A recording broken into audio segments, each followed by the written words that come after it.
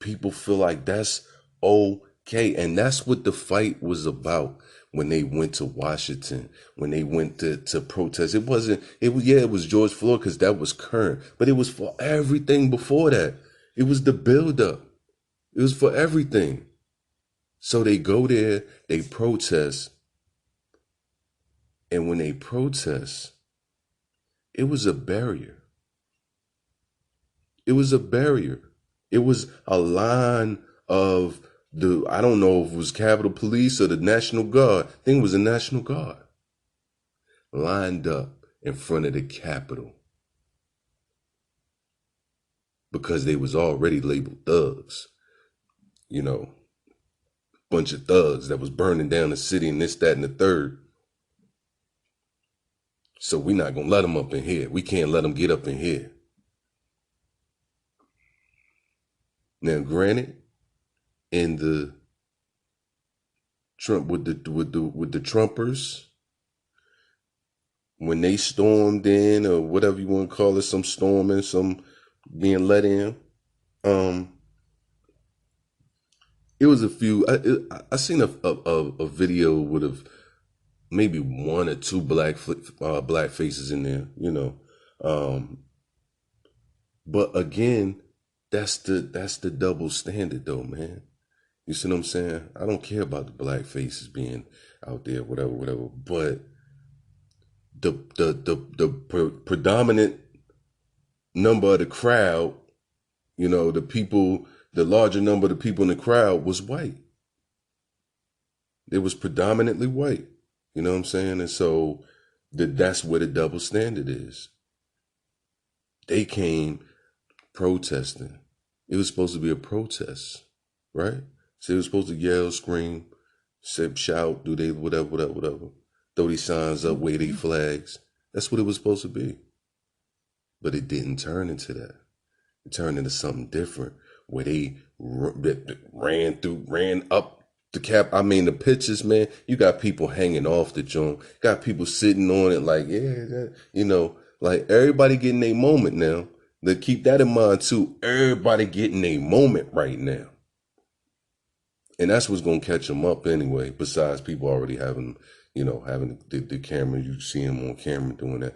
But yeah, they about to get caught up.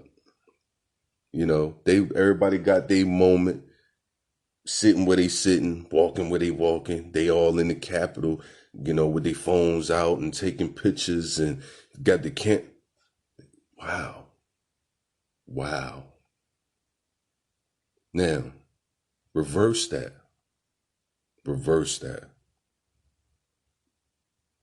Same scenario, but without that National Guard stream we was talking about in front of the Capitol with the black people. I'm not even gonna say BLM, just BLM, whatever, you know. But that crowd of people, black people, out there, and take away the National Guard, right? And we just out there with our flags and you saying this and that and yelling and Black Lives Matter, da da da. And then we storm the Capitol. Man, I don't care about them however little police they had there. Somebody would have got the bucking off. Trust me, somebody would have got the bucking off. And it would have been more than 4 people dead. And the you know, Biden, he just recently got on TV and he spoke. And one of the things he said that resonated with me, that I thought was a good thing that he should have said, that it is a double standard. Like, and it's unacceptable. And it is, and it has been for a long time. We would have never made it inside of that Capitol. All right, it would have been a line of dead bodies out there trying to get inside the Capitol because they would have been bucking. And then people would have been scattering and running and trying to, you know, because that's all you need, 1 or 2 good shots. And what's crazy about when they was in the Capitol and this lady, you know, they got shot. I seen it on the video. they didn't even know she had got shot. I'm talking about, like, you see some people, like, it's so much noise going on. It's chaos, yo. I mean, you hear the police, and it's like the police got cool with everybody. You know what I'm saying? The police was, it's just, trying to calm them down and tell them like, calm it down and all that kind of stuff. Like, what? It's anarchy going on. You talking about be quiet, calm down. Like, yo, that was just crazy to see. But this lady, she was climbing into an area that was restricted, and she got shot. And condolences to her family. Hate that it got to that, or came to that. But man, like, what do you expect? That's like, people, they say, they'll say, like for instance, like a guy, he might have got killed doing a home invasion. He went inside somebody's house and he got killed. And of course his family gonna be hurt. His family gonna be, they gonna be hurt forever. That's they son, nephew or whoever. You see what I'm saying? So they gonna feel it. That's my point. They gonna feel it. But he died doing something that he didn't really fully realize the consequences of what he was doing. You see what I'm saying? He was doing something that in the back of his mind, he know could probably get him killed, but he gonna do it anyway and hope that ain't the case. In her situation, that's what happened, like, so, and that was just a sad thing to see, man. Like, never want to see nothing like that. So I'm not in praise or cool with that, or because like I said, I don't care about who people support and things like that. I just think people need to start using their moral compass. This guy here, and as you can see, I'm slowly calming down because this is a something that's, for me, man. Like, I'm passionate about it. You know what I'm saying? I'm passionate because I see it right before my eyes. I'm watching it, and it's like, it's just crazy. Like, it's, it's almost unbelievable because I'm like, damn, it's 2021. You know what I'm saying? Like my mom and them came from a era of Jim Crow and all that craziness in the South, and you know what I'm saying? They came from all that the real racism, and can't drink here, can't go there type stuff. They came from that type of environment. And so I wasn't raised in that, and that ain't what it's going to now, but it's just so much division. But a lot of the division hinges off of political lines. And I'm like, nah, it really ain't. You know what I'm saying? I don't, I don't look at people like, yeah, you white, you probably support Trump, or hey, you black, so you probably support Biden. I don't look at people like that. You know what I'm saying? Like, I look at people as people, and I don't really care who you support, who you with, because for real, I'm gonna tell you, like my pops tell me all the time, all of them crooks. So ain't none of them no good for nobody, And so you're always voting for the lesser of the two evils. Which one could be less evil than the other one? So, and that's my take on it. That's how I look at it. I don't be looking at these people like they really,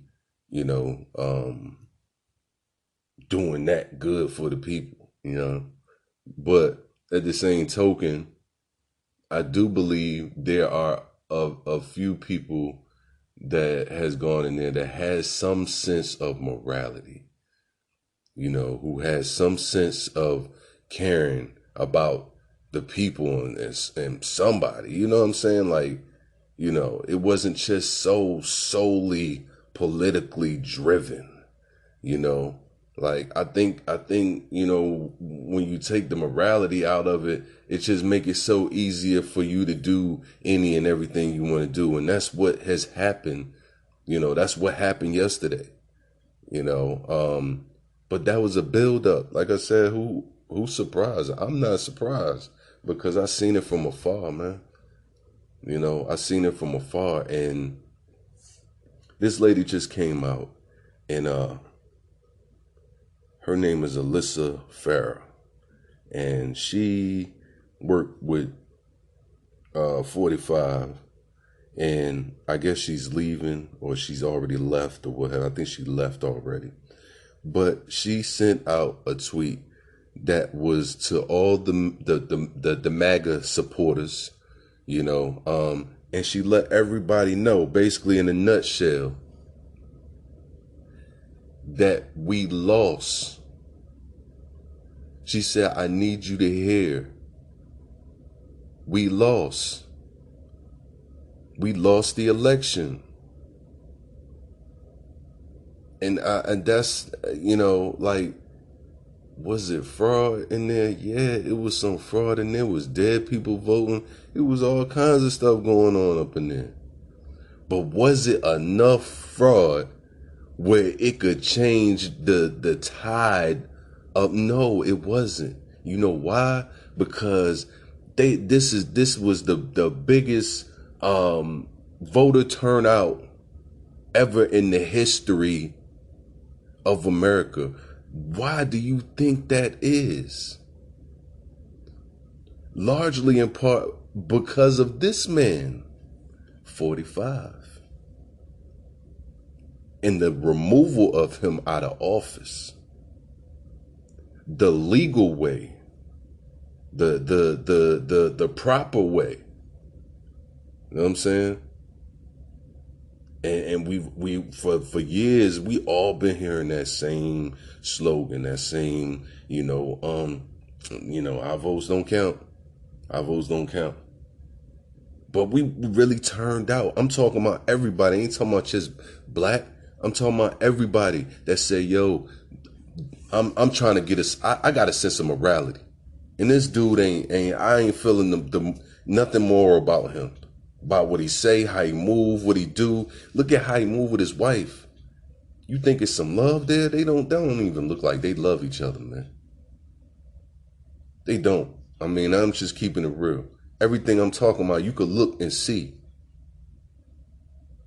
So, I mean, this guy just rubbed everybody the wrong way, even people that supported him.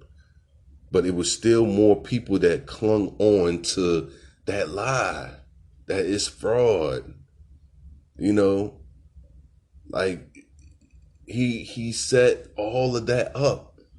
The man is a manipulator. He sells. He's a millionaire. How you think he got all the millions? He got all the millions from running his yap and making conniving moves and undercutting and cutthroating and doing all kinds of crazy stuff to get the millions. You know what I'm saying? So what made you think he would come in American government and play fair? That's not him. And that's what America went and changed. I don't care about all that. Well, Sleepy Joe's what about Sleepy Joe and this and that? I don't care about none of that. See what I'm saying? Because my whole thing is, like I just told you, if we talking about the lesser of two evils, then what you call him, Sleepy Joe, whatever you want to call him, Biden, you know what I'm saying? Ex-vice president, whatever you want to call him. He got to be less evil than the man that's in there. He got to be. But we shall see. We don't know. But still, we wanted the change. We wanted to change. People can't, but what that election was about.